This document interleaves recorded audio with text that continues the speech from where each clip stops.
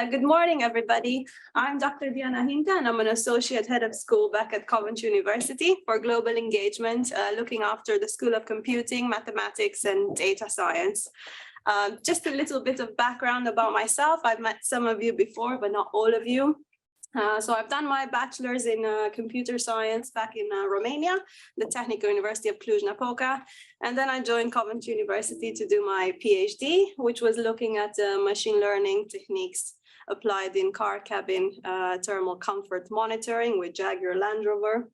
And then I stayed there as an academic member of staff, teaching in areas such as machine learning, AI, programming, databases, digital forensics. And then since 2019, I've become the associate head of global engagement. So my role really is just to have an oversight for the entire international strategy of the school. At Coventry, we do have a lot of international partners, so we offer our degrees across the world, really. Things like COIL, student mobility, exchanges, and so on fall under my remit there. So really nice to be here today. My voice is a little bit dodgy as a result of a cold, so I do apologize. But I'm just here to give you a little bit of insight of how we do COIL back at Coventry. Since I've joined really in 2014 as a full member of staff, we've been doing COIL, and we used to call it OIL. So the C was dropped really, but I think in 2019, we adopted a pretty much worldwide standard, which is COIL. Now, these are just some rough figures. They do not include the last academic year. So I think we're getting close to about 10,000 students now who have participated in COIL projects back at Coventry. You can see a few other stats, quite a few countries, quite a few partner institutions. And I think our general aim is just to make sure that all students can benefit from COIL. So at least once in their student journey, they would be able to undertake one project. So this is our aim really. And many departments already do that, but not all of them. So we're trying to make it kind of consistent across the Coventry University group.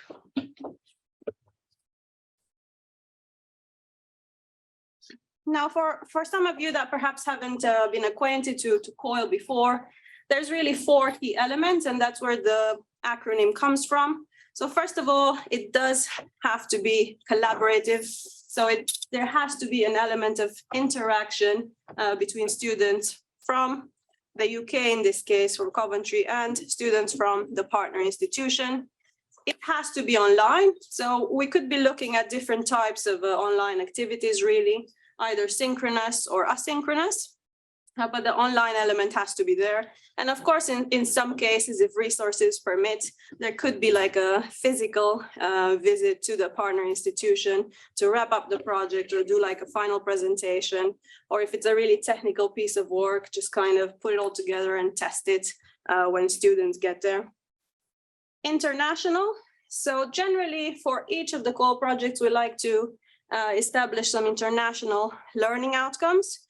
Now, generally, we could look at, obviously, technical learning outcomes as well, depending on the area that the project is in. So what I like to do for my projects really is to establish 2 or 3 more general international learning outcomes, and then 1 or 2 technical learning outcomes for each project. So I found that this works quite well. And the last but not least, the learning bit. So of course, there's a lot of learning that takes place regarding, that specific subject that they're working on, but there has to be also some critical reflection at the end of the process, which is something that, we try still to find the best way to assess. It's not that easy. Now, this is more of a slide meant for members of staff. Why would you run a COIL project to begin with? I think even, accelerated by COVID to a certain extent. I'm not sure how things are here, but at least back at Coventry, everything is just really fast paced at the moment. Everybody's really busy. We have all these online meetings that we never had 3 years ago that take even more of your time. And yeah, from what I've heard, everybody's struggling with this. And we don't really have special incentives, if you will, for COIL projects. So it's up for the member of staff to find a way to integrate it within their module and see the benefit of it. So I try to portray here some of the benefits that I think staff get out of this.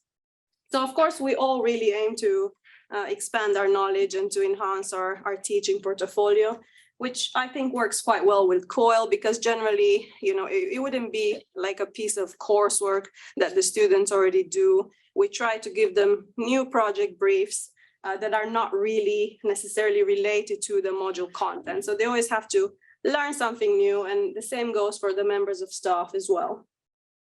Now, perhaps not so much in computing or engineering, but obviously COIL can be done in any area. So I think it's a really good opportunity for people to enhance their digital skills as well. So again, COIL has been here for a long time, really, but I would say post-COVID, again, it's accelerated because we already have the tools in place to perform a pretty good online communication. Chance to travel, if you like to travel like myself, again, sort of resource related, but we can always have a follow-up trip at the partner university. Again, exciting project. So this is something that, people can benefit from in terms of doing some networking. I think networking is absolute key for members of staff. And again, regardless how busy we are, it's always good to have new connections and new projects. And of course, this can further expand into research collaboration. Why not? And publishing. So if you look online, there's quite a few publications in the teaching and learning area, and more recently in the internationalization area, but I think there's still a gap in terms of publishing in COIL. So again, I would encourage members of staff, if they collect sufficient data and they follow a rigorous methodology, why not publish this as a joint publication? Quite a quick, maybe not so easy, but a quicker way to maintain a good relationship with your partners. So at Coventry, we have all these transnational education partners who offer our degree, but sometimes it can be quite transactional, and perhaps we don't do as much as we could with them. And I think COIL is a great way to start getting the staff members to meet each other and to do things together, and for the students as well. Because what we always see is that, students who study our degrees in Nepal or Sri Lanka, they don't sometimes feel that much part of the Coventry University community. And if we offer such a COIL projects to them and they have a chance to work with the Coventry students, they definitely, see the Coventry relationship a lot stronger. Cost effective, again, something that is creeping up post-COVID. I think quite a lot of institutions, from my discussions with them, are trying to implement cost-effective internationalization techniques. Mobility is becoming a lot more expensive than it was before, and I think COIL definitely ticks this box very well. And of course, it allows you to further enhance your soft skills, not just for the students, but for the staff as well. Now, I've tried to capture here some design options that you can think about when setting up your COIL project. So first of all, you can look at the number of partners. Generally, I suggest, if you haven't done COIL before, definitely to start with one partner. It can be quite tricky to deal with multiple. Still possible, but I found it quite challenging, and I'm going to speak about an example a little bit later. The number of interactions. So again, we could have something like a one interaction if we're talking about like a hackathon or any type of competition, game jam, capture the flag in cybersecurity. Or we can talk about multiple activities across, let's say, a semester. So like a more traditional COIL project. Of course, the level of the students, UG versus PG. Again, we did experiment a little bit with a mix and match, and that did not work very well at all. So my personal recommendation would be, at least at the beginning, to try to stick with students that are at the same level, really, of their study and of their knowledge. Again, something that can be quite tricky, especially in technical subjects, because you'll see that many of the computing degrees and so on vary quite a bit, Europe versus the States versus Southeast Asia. So sometimes it can be hard to find that common ground within some of the modules. Again, the number of modules or courses involved, generally we like to map a COIL project to a module or to a project, let's say, type of activity. Small number or high number, again, if it's something quite intense and technical, generally we keep the number between 10 and 15 students. So it's fair to say, should have mentioned at the beginning, at Coventry, COIL is optional. We don't actually embed it in the assessment. And I know some partners do, but we didn't quite get there yet, at least not in my school. And I'll talk about the reasons later. And if it's optional, then you will see that not many students opt to take part at times. I would say out of 200 students, generally about 10% who put their name forward to participate in COIL, which is not bad, but perhaps not as good as we would like to. If you go for more of a competition-like or a one interaction type of event that I've spoken about before, then it could work with a higher number of participants. So the one that we've done in cybersecurity, it reached overall across all partners 100 students. It could be fully virtual, or you could have a blended approach. Again, if you have the resources to facilitate a face-to-face visit of some kind. We can use any platforms that we would like. I mean, traditionally, you know, Teams and Zoom are the main suspects. What we tend to do really is also to create special VLE pages for a COIL project. So we used to use Moodle until 3 years ago. Now we use something called Aula. So for each of these projects, we have a separate Moodle/Aula page set up so that the international partner students also have access to. However, they don't have to necessarily use that to communicate. So any tool would suffice, really. We just need to have some evidence that they've engaged.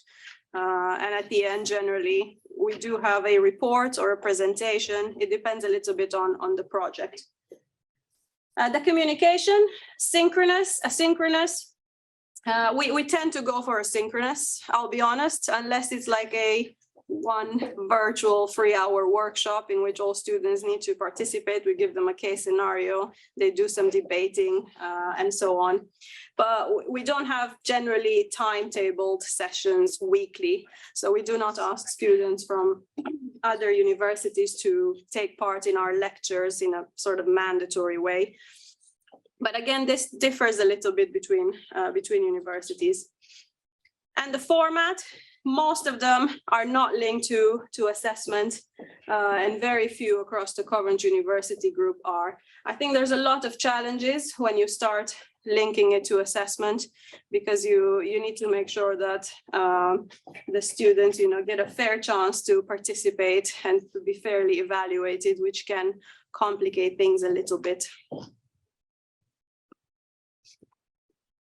So I put here some examples of international learning outcomes. Again, this can be quite broad, and I would say a lot of them are applicable to any topic from finance, engineering, health, and so on. And as I said, I would try to include at least one or two more specific to the domain learning outcomes. So for example, if we're looking at something in data protection, you know, how do data protection laws vary across continents? Something like that. So generally, if you're unsure whether you could do COIL or not, I think these are two of the key points that I like to look at within the curriculum or the module. Could you actually enhance any of it if there is this sort of collaboration between students around the world? And you would find that in many fields there is. Because, for example, in UK, we do stick to the UK laws, to, you know, UK company business cases and so on. But I think students benefit a lot when they see and discuss other examples from around the world. Because let's face it, the chance of them getting a job somewhere outside the UK is quite high. The chance of them working together with people from other cultures is 100% really. So they would need to enhance these skills to begin with. And the second one is, do you have any group work within the modules or course that you could easily bring COIL into? And for that, generally, all of the group work goes quite well with the COIL type of activity. And all you need is a good partner that wants to engage and just find a way to make it work, especially if it's an assessed piece of group work. Now, in terms of technology, again, I think this one has definitely changed a lot in the past 3 years. So it's just a matter of picking something that people are comfortable with, but nowadays, no problem. Again, we choose Teams or Zoom to begin with. And then we have obviously things like Google Drive or SharePoint for them to use as storage. And basically, you're in control of the tools, you and the partner. So you just need to decide on the best way forward. If you're using something quite funky in your teaching, then you can definitely share those good practices with the partner university as well. I think things like gamification, if you do any of that in your modules, then that could work quite well in a COIL type of project as well. And of course, it's always about exploring new technologies and enhancing the knowledge in that area as well. Now, in terms of tips, definitely start small. I think that's a general tip, even if you had experience. It's a lot easier to manage. Again, I would say if you're looking for a 1 semester long project with 100 students from each side, that comes with, a lot of challenges. Face-to-face meeting, if you're sort of geographically close to each other, that could work quite well. I still find that when I have face-to-face communications with people, just things flow in a different way, to be honest. A lot of the times on Teams, we have great ideas, and then when it is to follow them up, then can become a little bit trickier. But of course, if due to cost reasons, etc., this is not possible, then online would work well. Yes. Would you like us to remove the tiles? No. I think just for the knowledge, we are recording it, and in the recording, those tiles are not seen. Yeah, sure. I think some of the online participants, they see the tiles kind of, covering the part of the text, but we could change it if you want. No, I'm not reading the text, so. Okay. Sorry to interrupt. That's okay. I would say the third one is key, really. So there needs to be commitment. And I think this is perhaps the hardest one to get right sometimes. There has to be a passionate COIL project leader from each side. And generally, that's what I've seen, that things can work quite well and the risks are being minimized, so to say. That motivates students very well. So again, just because it's optional at Coventry, of course, for you guys, it could be mandatory. But having that sort of passionate member of staff who keeps pushing them and telling them what the benefits are, that works really well, and it keeps them going. Of course, being comfortable with the technology. Recently, we've tried to make them timetabled sessions. So even if they're not mandatory or embedded in the assessment, we found that, at least for our students, it works quite well if they have it there like a timetabled session, and the engagement has been a little bit better. And I think just the design bit. So the slide that I talked about earlier with the multiple options, that one is the most important thing. And also to remain flexible. Things can change like in any project. So I would say be prepared at any point in time to make some decisions in terms of how you can improve it going forward. Now, in terms of some examples, I picked 3 examples from my school, which was Computing, Electronics and Mathematics, recently changed title. So this is something that works quite well when there's a technical element involved. So they were just developing a black box sensor package for small boat. And they did the initial bit online, so that can work quite well in terms of the planning, in terms of the system requirements. And then they had to travel to the partner institution to be able to put the system together and to test it. So I think for any type of, IoT related project, for example, or electrical, electronic, and so on, this can work extremely well. So it's something that I recommend if, of course, you can facilitate that for your students. Another one that we've tried, I think last year. So this one involved 2 partners rather than 1. It was called Machine Learning for the Local Community. And the idea was that, we have students Coventry, in Portugal and in Egypt. They had to study a little bit, do some research about their local community and what kind of AI techniques can be used there to improve the community socially, and then to test, nothing at a very large extent, but just to implement some machine learning algorithms and to produce some initial results.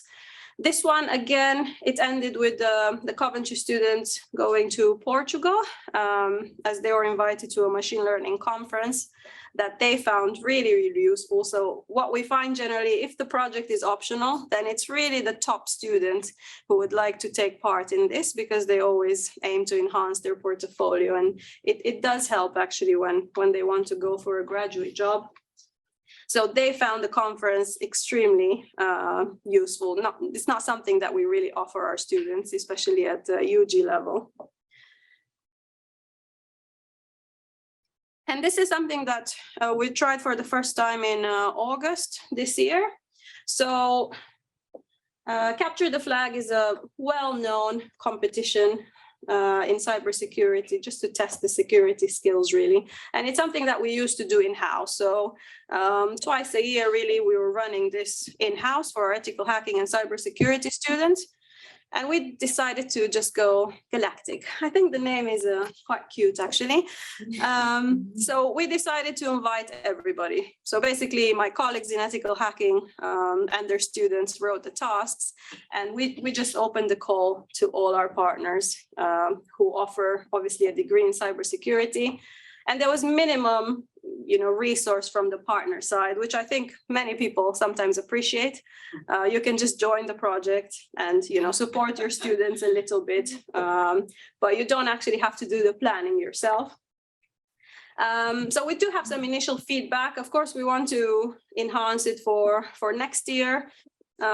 Something that we've done here was that the Coventry students were grouped together versus the Egypt students grouped together versus etc. So we didn't mix and match, which, pros and cons. Obviously, as pros, students know each other, they work quite well together and so on.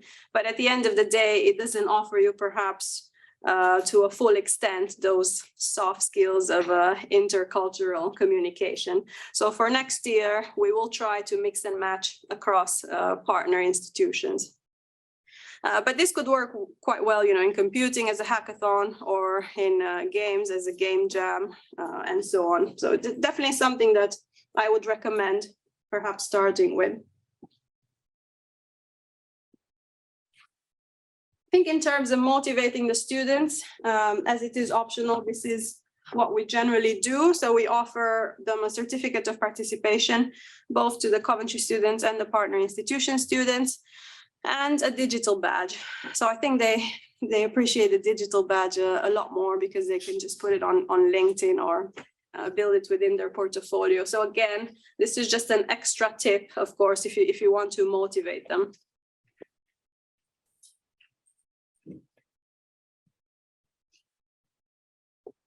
Now, I've just put here some of the challenges that myself and my colleagues have been facing.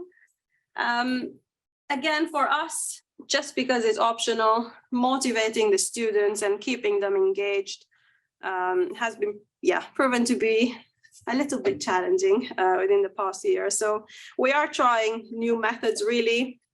But I think the key idea is just to let them know from the start what the benefits are, because there's a lot to gain. I mean, ultimately, they need to become global citizens. They need to appreciate other cultures. They need to know how to communicate with people from around the world.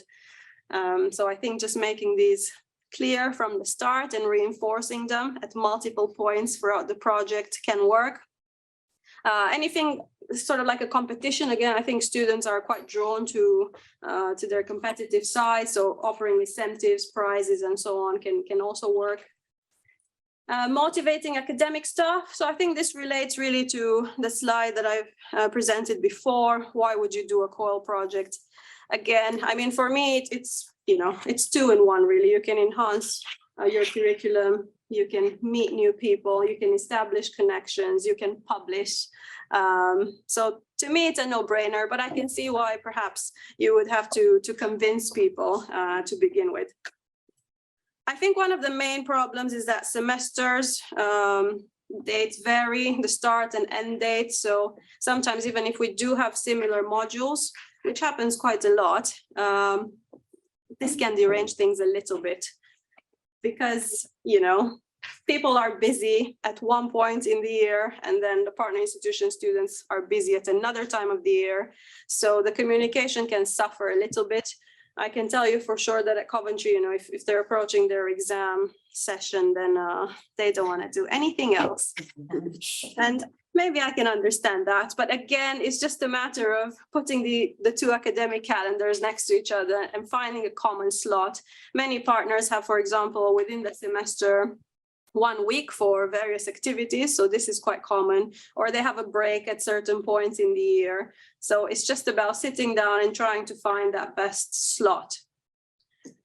Student levels, again, just something that for us didn't always work well, mixing and matching UG with PG, or even in terms of the computing modules, you know, in some countries they're a lot more technical than in others. So I think this one can be challenging. And of course, in terms of resources, and I'm talking mostly about staff time here. So in terms of, you know, how do we go about these challenges? Again, we can try to look into motivating our students and our staff with the things that I've mentioned before. Doing like a sequential COIL project. I haven't tried it just yet, but I've got some ideas for next year. Again, this is mostly related to how do you solve the different term dates problem. You can have the students from our partner institution kicking off the project, setting up the requirements for what's to come, for example, and then you can have the next party actually working on the implementation. Interdisciplinary. So this is, you know, becoming huge at the moment in the UK. We're really working now on developing whole programs that are interdisciplinary, you know, data science in health and so on. So again, I don't think we should be, you know, we should be more open-minded and not just look at computing modules in Coventry and computing in Lucerne, but actually, you know, how do we work with the business students? Can the business students do the part, you know, the initial bit with the research, and then the computing students can do the later on with the technical requirements. Travel always works. So I did find that, you know, the few computing students who want to travel, they love it. So I would say if you do have that possibility, maybe, you know, you have a COIL grant, for example, and you can cover some of these expenses, they love it. And it just brings that different element because ultimately online is online. But when they travel and meet the people and eat the food and have the face-to-face discussions, things are just, yeah, they're different. So if you have the means, then I would definitely recommend a mixed sort of COIL plus field trip. And the last one, again, this is related to sort of resources.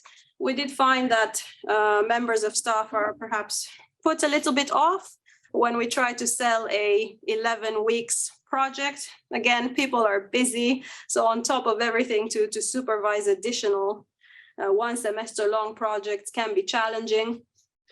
But things like the hackathon that I mentioned, or having just like half a day workshops online in which, you know, we give students some case scenarios and they have to do some exercises and some group work and present the results at the end. I think this one can work quite well and it's still classed as COIL really, as long as we have the learning outcomes met.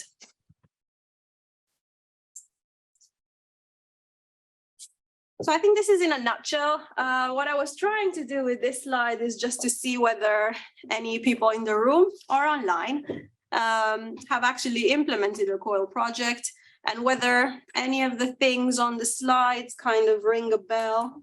If you found some sort of clever ways to deal with these things, if you have any kind of feedback. So yeah, 2 or 3 brave people. One would also be okay, yeah. Yes. Well, hi everyone. I'm from Chile, Universidad del Desarrollo. And we have worked with COIL for 2 years now. We're a small university. So we have done 58 courses, but given the size, it's a lot, like in proportion. And I have to say that 80% of them are compulsory for our students. That means that they're not optional. And I would say even more. We have had only 2 COIL courses that are optional, because we have seen that for staff, for faculty, it's a little bit harder to make them optional, because they need to create sort of two activities within the same course, like for the ones who stay in the class and for the ones who opt for COIL. So what we did when we started promoting COIL within the university, we said, okay, it's part of the course, because it sounds, well, it is compulsory because we want all students to experience COIL. So if we do it optional, then we will have half the class doing it and the other half not. So when we started, we said, okay, it's mandatory, it's part of the curriculum, and it will be that way. And it has worked, so it's good. And the other thing is that we established, and I know that maybe this would be a little bit strict, but we established a 4-week interaction as COIL in general. Why? Because what we want to do is to mimic virtual exchange or student mobility. And when you think about that, 4 weeks is a decent amount of time where students can actually connect and build rapport. We have done less, but they have said, I didn't have time to actually explore the culture of my partner or to be confident when talking with my colleague or my peer. So I don't know, it's just food for thought if you want to do it mandatory or optional. But I think it works a little bit easier so that you don't have to like manage 2 types of students, the ones doing the COIL and the ones who don't. I have a question. Annabelle is my name. I'm from the Darmstadt University of Applied Science, and we want to develop COIL definitively, and I'm in favor of looking at making compulsory. The question of the language of instruction, it's a big issue in Germany. So, you know, I can't, if I do offer a COIL, it would be probably in English, I suppose, and I can't make this compulsory because actually our language of instruction is German. How was it in your university? Well, we speak Spanish, so Yeah, but it's a little bit harder. So what we have done is that we offer some courses in English. Well, actually 100 courses in English in our university. So what we try is to match our English-speaking partners with those courses. And then when it comes to Spanish courses, we do it with Latin American countries. Yeah. And these 2 cases that I mentioned that COIL was optional was because our partner was Denver University in the United States, and students were first year, and we didn't know if they spoke English or not. Well, So in that case, we did it optional, and in fact, 30 students participated, which is a lot. So that's what we have done so far. Okay, yeah, because you know that's what I mean. I mean, in our study program design, some are quite open, so you can change the language and abstraction, but some are not open. So what we call the first year classes, for instance, I don't see any opportunities that we're gonna switch to English and make it compulsory. It has to be, you know, special classes, elective classes would be a good choice, but at certain level of study, we can't just switch the language of instruction. Not for all, obviously, we have degree entirely taught in English. there's no problem. We can do it on this base, but But you know, we worked with a partner in Canada, Ryerson University, which is now Toronto Metropolitan University.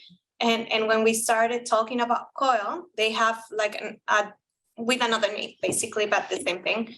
And we told them, well, it's all in English, and what happens with our students? And they said they will manage. That was their approach. They don't care. They can communicate. Like, imagine that they're visiting Canada and they have to manage, use Google Translate, whatever. Yeah. We don't care. They said we have done things with Chinese students and they don't speak English. okay. So I don't know how they do Yeah, that. I'm not worried for my students. It's more, it's more a formal principle of having language. I'm not worried for my students. I'm pretty sure they will cope. So can I just ask if your student number increases significantly, can you guarantee to everyone COIL projects? Would you have enough partners and enough interest and enough commitment? That's our goal. I mean, Okay. we want to have at least 2 COIL experiences on each program.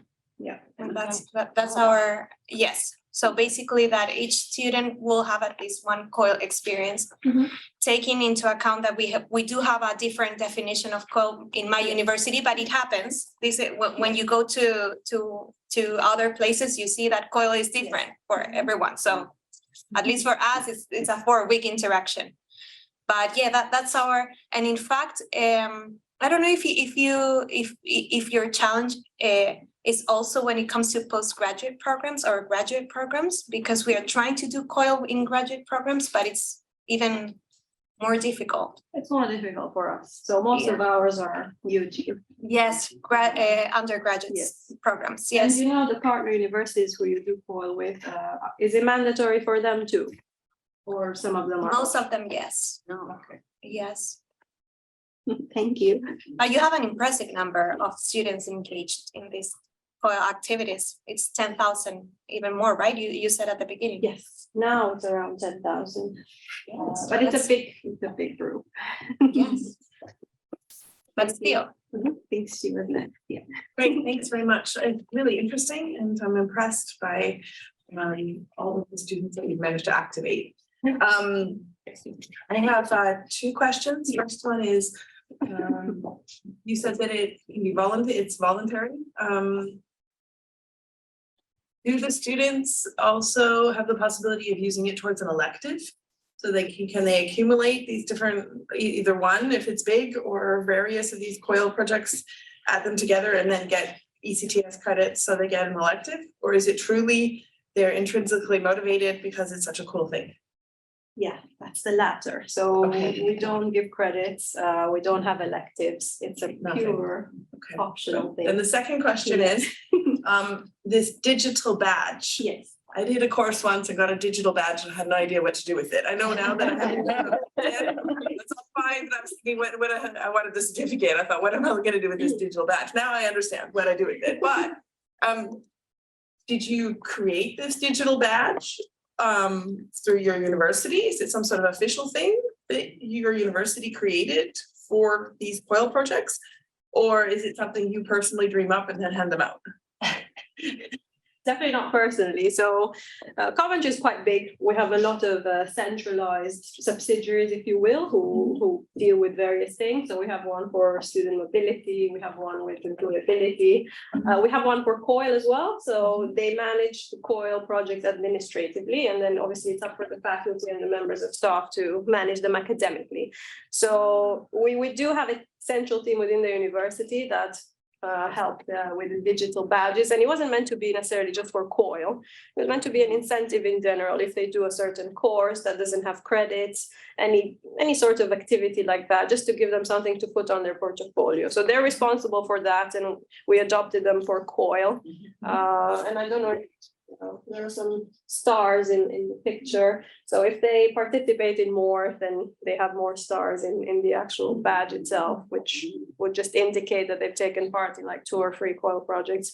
But we're looking potentially at other ways to I like the digital badge idea. That's a cool idea. I think as well. I'm gonna come back to my IT expert department over here, and because I'm from the School of Business, and find out more from them how to deal with that.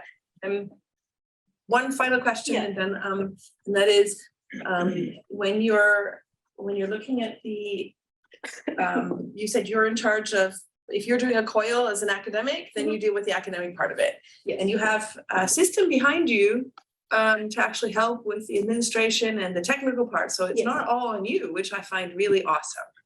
It's awesome. So that's more actually a statement for our university than.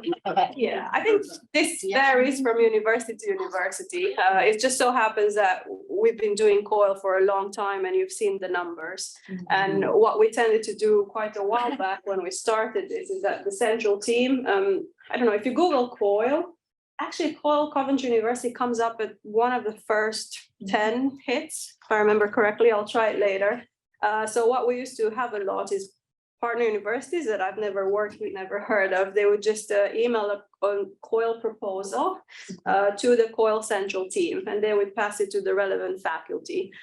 So this is how we kind of expanded our international partners COIL portfolio, let's say. Thank you. But it's very helpful, of course. Yeah. I have a question. Yes. When faculty start planning, Yes. how much support do you think they should get when planning? Because some teachers like to be like left alone, the two of them, and then they say, okay, we are ready. But some teachers say we need the support, like every week we need to meet, we need the guidance. How much support do you give when it comes to? So what kind of guidance are you referring to? What kind of support? The structuring COIL, Structuring. basically, the structure of the COIL, because well, when teachers decide to do COIL, the first thing that they say is like, I don't know the methodology. So help me, how do we do it? Like, how much support do you have? So the way it works, like in my school, you know, the people who've done COIL before, it's fair to say they're very independent. They have great ideas to improve from last year's experience, and they kind of like to be left alone, as you said. I think it's the kind of new members of staff brought into COIL that need a lot of support, and that's where my role comes in. So I do the planning with them for the first time. I'm quite flexible. If they want to, you know, have a chat with me every week, I will do so. The numbers are not very big in terms of members of staff doing it. So within the school, we have about 80 academic members of staff. I would say with 5, I work quite closely on COIL. So it's not an unmanageable number, if you know what I mean. But I help administratively as well, just in terms of making it official. So for us, we have to register the COIL project. Otherwise, it doesn't count toward the corporate target, if you will. Some people still do it just for fun, but I think it's, you know, it's worth counting if they went through all the trouble to implement it and deliver it. And it's good to be, you know, to get some recognition. But it's flexible. It depends on their needs and depends on the type. So the one that you were speaking of, the sort of 4, I agree, 4 weeks is a very good time, actually. The ones that I was talking about, like the competition, they require a lot less planning, shall I say. They're not traditional types of COIL. But based on the definition, they're still COIL. So it depends a bit on the type and the support they need, but that's my role. Thank you. Okay. Yes, no, I forgot. I did go to Coventry before COVID, Yes. and I was very impressed by the high number of international opportunities you avail to your students. And I think I had one more batch, and there was like UK number first international experience. Yes. Type. Yes. So we found out already then it's kind of COIL type activities why your stellar numbers showed up. So I was very impressed by that. My motivation to be here is frankly because my students, they do like to go abroad in person. So we have an imbalance, exchange balance with most of our English-speaking partners. Yeah. So what I'm here for actually is to learn about the skills that we need to broaden our portfolio, what we can offer our international partners. So because what I've learned in Wisconsin quite recently, oftentimes their students, they're kind of afraid, at least when they're undergrads, they really need to have someone take them by the hand and drag them across the Atlantic, otherwise they won't come. And so that's lots of challenges involved, and like a low key activity where we can improve on our reciprocity balance would be doing COILs with them. And well, I think quite some of the partners are here. So what do you think that works, that would fly? It's like a valid opportunity at least to start to have your students have some cultural experience of good old Europe. Does that sound good to the overseas partners we have here? Someone from Purdue or someplace. Yeah. So Colin and I can take a stab at that. We're from Purdue University, and we'll present here in a little bit later this morning. But you are correct. It's on average that especially within STEM universities, only about 30% of the students actually travel abroad. And so we need a little bit more motivation for our students. And my hopes in offering more virtual experiences with other cultures would be that they would get that exposure, kind of pique that interest, Right. and then be able to do and make those networks and those follow-ups, and Perfect. perhaps make a global experience that's presential, more attainable in their mind. And so really hitting them with that exposure at an earlier point in their academic career, I think would be helpful, yes. Oh, great. Did you have anything you want to add to that? No. Thank you. Questions from online? Are there? Oh. Are there any questions from the online bunch?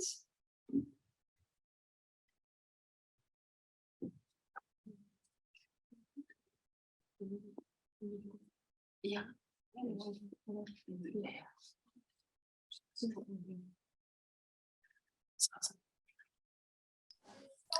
No, thanks. That's great. Thank you. Is there anything in the chat maybe, or? I'm not sure if I can you hear? Yes. Yes. Sorry, Mark McGrath from TU Dublin. Thanks very much for the presentation. The questions were very interesting. I was just wondering, the situation where the COIL projects and the COIL modules are mandatory, did that involve a lot of changes to the program outcomes and the learning outcomes for the modules for those particular programs in which it's mandatory? And did that have any impact on the professional accreditations of those programs? I'd imagine it's something which is very attractive from the accreditation perspective, but I'd imagine it has to be done, it has to be recognized and identified early on so that it's appropriately represented in the learning outcomes and the program outcomes for the module. So I think I will let Valentina probably say a few things about the mandatory ones because she's doing them. From my point of view, because we're not really having the mandatory, just a few thoughts. So in computing, I think the accreditation issue is not so big as in engineering. So we're accredited by the British Computer Society, and group work is key for them. So in terms of how that is being assessed, or whether it's group work with international students or home students, it doesn't really matter at all. So something that I've done with University of Cincinnati last year is for the final year project. Traditionally, we always had individual final year projects. And I wanted to give students an option to have them in groups. And that doesn't clash with the British Computer Society accreditation. So what I did is I just created an optional pathway for students. So they could pick either individual or group with Cincinnati, not just Cincinnati, it can be open to many other partners. In the module descriptor, it wasn't like hard embedded, let's say, but it's still optional. So I couldn't make it mandatory, if you know what I mean. It's just for the students that would choose. They really like group work. At Coventry, 90% of students hate group work. So making it mandatory was never really an option.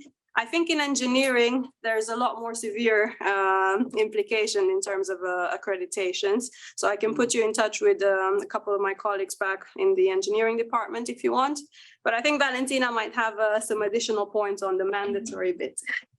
Yes, I think it depends if you're aiming for an international accreditation or not. For us, some programs are not internationally accredited. So that means that our accreditation is in Chile. And in our case, those programs can have like sort of extra things inside, let's say. However, if your accreditation is like, for example, the WACSB, which happens in our business school, what we do is that we only COIL in elective courses. So we don't do it in other courses, because then they would have to present a lot of paperwork, and as you know, that those accreditations are very, very hard.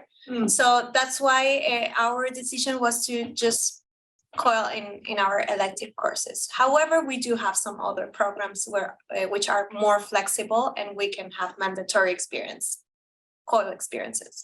Thank you. Okay, thank you very much. Yeah, that's useful to know, because I suppose for the engineering accreditations, the ethical dimension is such a large element now, and trying to assure when you're dealing with group work, even in a classroom, managing to ensure there's no plagiarism and everyone is doing their share of the work. I'd imagine when you open that out to an international collaboration, it is more difficult to assure that the ethical considerations are, central to what's been undertaken. So yeah, it poses challenges, but I still see that all the international dimension and the soft skills dimension bring some wonderful learning to the table. Thank you very much. Well, I think, group work assessment is a totally different thing that would require a separate day of workshops to discuss. I appreciate that. One more question in the chat, and afterwards I would say you're going to switch to. Yeah. So how can you, also Silke Aschmann is asking, how can new universities join COIL? New universities? Or Yeah, new universities, yes, you So I guess if they're not part of a COIL project, I guess. How to start, maybe? I think identifying a partner would be the first step, really. Some universities have a big pool to choose from, some don't. This workshop, it's, one of the good things about this workshop is that you already know a few new universities, so do get in touch if you have any ideas. I personally brought like free COIL offers in the computing area, but back home I'm happy to talk to colleagues in other areas. I'm not sure what domain you're part of, but we've got everything there. So, we're interested. So just let me know if you have an idea or you would like examples of ideas or anything really. That's why we're here today, right? Yeah. She wrote, thank you. You're welcome. Yeah, COILconnect.org is on a website. Yeah. We don't use COIL Connect, but I think many universities do. So the message is not a closed community. Everyone can join. Yes, of course. And that's the question as well with partner university was very interesting. This one of the lecturer from Darmstadt. It's actually, I'm open to everything. If that was mentioned to my colleague too, if you have a good contact because of a research project you've been doing, or then it could be as well a good partnership for COIL. It doesn't have to be one of our long-standing partners. So we started here with GPEA because we know we are very close in the way we're teaching and in the way we are running the program. So that's why we feel like that might just or just raise the chance to find the perfect match. But this is, I think, one of the tricky challenge is to find the match, to find another lecturer which is teaching in your field and which you feel like you could perfectly well work together, and that's the biggest issue. So that's for my part as a head of international office, I'm not limited to our partner university. It could be any other international partner, and then it could be the start of a new cooperation. It could be as well the other way around. So we are of course talking first to our partner. That's the logical thing to do. That's the easiest thing to do because we know each other. We have a partnership, but it's not limited to. I think starting with a well-established partner, if you have one, of course, somebody that you have a great working relationship with, because that relationship, I think, is key, to be honest. Because imagine, halfway through the COIL, the other member of staff from the other party doesn't engage anymore. It can happen, and this impacts student experience, unfortunately. But obviously, if you don't have any, then you have to start somewhere. So fingers crossed. Yes. Just like to quickly mention that there's something called the Global Case Study Challenge for Business, which is started by Barbara Rubius Venegas. She's split between Austria and Spain. And I was actually asked to join. I haven't yet, because the amount of work for the academics on top of everything else is massive. But they're always open to having new people, and it's been successfully running. They've run awards, everything. Okay. So it works in business as well. Okay. Yeah. Thank you. I didn't know about that. Thank you. Thank you very much.